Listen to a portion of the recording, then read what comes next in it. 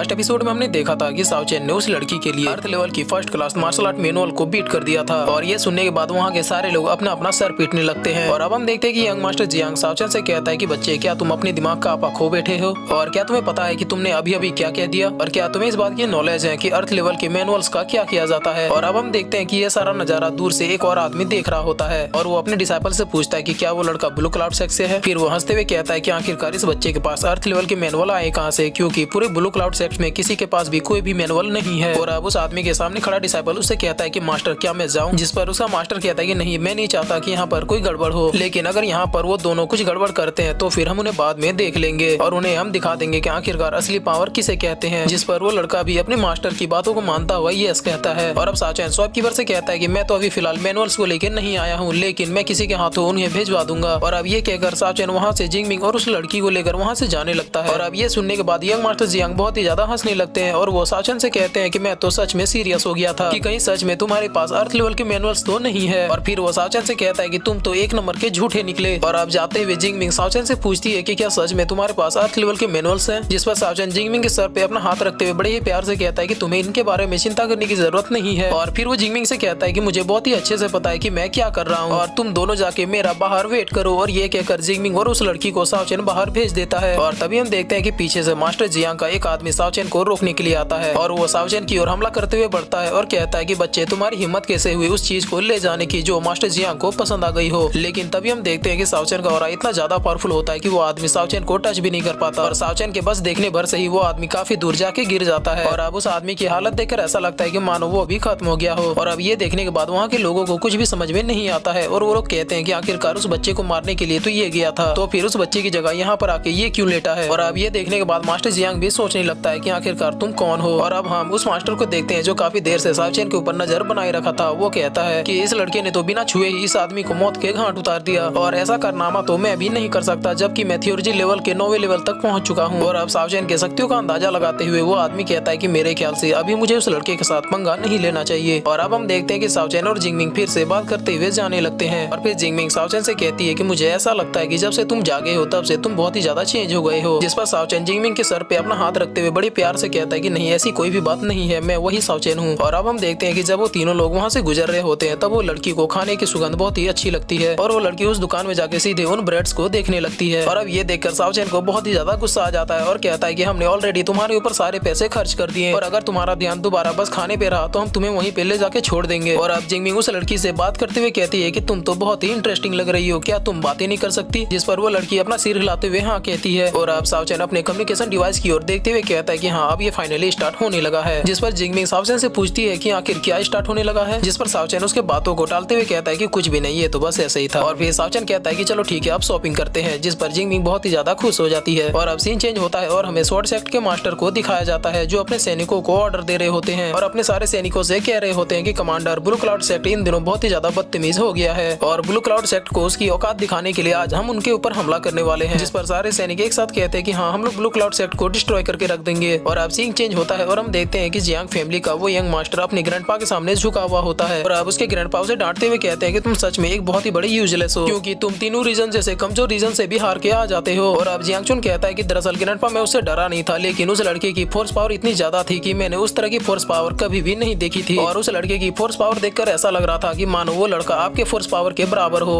और अब उसके ग्रैंडपा उसके ऊपर और भी ज्यादा भड़क जाते हैं और कहते हैं कि तुम खुद को मेरा ग्रैंडसन कहते हो। और फिर वो आगे कहते हैं कि मेरे ख्याल से वो लड़का अपने साथ खुद एक तालिस्मान को रखता होगा, तभी उसकी ऑरा पावर और भी ज्यादा बढ़ते जाती है। और फिर वो अपने ग्रैंडसन से कहता है कि बेटा देखो, तुम एक थियोलॉजी लेवल के पीक लेवल का वॉरियर हो और तुम्हारी सेना में तुम्हारे साथ कम से कम एक कॉम्बिनेशन रिलम का वॉरियर जरूर मौजूद होगा। और अगर रही बात तीनों रीजन की, तो फिर वहाँ पर कोई भी ऐसा मौजूद नहीं है जो इतना ज्यादा पावरफुल हो। और अगर पूरे तीनों रीजन में कोई पावरफुल है तो बस वहाँ का एक स्वॉर्ड सेक्ट का मास्टर है। जिस पर यंग मास्टर जियांग चुन भी कहता है कि हाँ ग्रैंडपा, आप बिल्कुल सही कह रहे हैं, लेकिन मैं पूरी तरह से होपलेस हो चुका हूँ। जिस पर उसके ग्रैंडपा कहते हैं कि ठीक है, आज मैं तुमसे यहाँ पे मिलने आऊंगा और मैं तुम्हारे साथ एक और काम को खत्म करूंगा। जिस पर जियांग चुन पूछता है कि क्या मैं जान सकता हूँ कि वो काम क्या है। जिस पर उसके ग्रैंडपा कहते हैं कि मुझे फैमिली हेडक्वार्टर से ऑर्डर मिला कि हमें एक सेक्ट को खत्म करना है और उसके ऊपर पूरी तरह से अपना कब्जा कर लेना है और मैं ये जिम्मेवारी तुम पे छोड़ता हूँ और इस काम को कैसे खत्म करना है इसके लिए तुम्हें एल्डर फेंग तुम्हें असिस्ट करेंगे। तो गाइस, नाम से कंफ्यूज मत होना, ये वो एल्डर फेंग नहीं है जिसे साओ चैन ने मारा था, ये इन लोगों का एल्डर फेंग है। और अब उसके ग्रैंडपा कहते हैं कि इस मिशन के लिए एल्डर फेंग बहुत ही जरूरी है, इसलिए तुम्हें उनके ऑर्डर को हर तरह से फॉलो करना होगा। और अब जियांग चुन एल्डर फेंग के बारे में सोचते सोचते हुए कहते हैं कि एल्डर फेंग इतने पावरफुल वॉरियर है कि उन्होंने कॉम्बिनेशन रिलम को कई साल पहले ही हासिल कर लिया था और मेरे ख्याल से अभी तक तो वो कॉम्बिनेशन रिलम के तीसरे लेवल तक पहुंच गए होंगे और मुझे नहीं लगता कि अगर वो मुझे गाइड करेंगे तो मैं इस मिशन में किसी तरह से भी फेल होऊंगा। और अब सीन चेंज होता है और हम देखते हैं कि तीनों रीजन के 3 मेजर सेट जो कि heavenly sword set, flaming scorching set और कल्टीवेटन वैली है, वो तीनों अपनी सेना को लेकर सीधे ब्लू क्लाउड सेक्ट के मेन गेट के पास पहुंच जाते हैं। और अब वहाँ के डिसाइपल ये देखकर बहुत ही ज्यादा डर जाते हैं और कहते हैं कि देखो वो तीनों सेक्ट हमारे ऊपर हमला करने वाले हैं। और अब हम देखते हैं कि एक लड़का रोते हुए कहता है कि मैं अभी नहीं मरना चाहता क्योंकि मैं अभी भी सिंगल हूँ। जिस पर उसका दोस्त कहता है कि डरने आती है और कहती है कि जब तुम लौट जाओ तब तुम वहीं पे आना, हम तुम्हारा वहीं पे वेट करेंगे और हम सब मिलके वहाँ पे एक साथ खाना खाएंगे। जिस पे साओ चैन भी हाँ कहता है और फिर इसी के साथ ये एपिसोड यहीं पे खत्म हो जाता है।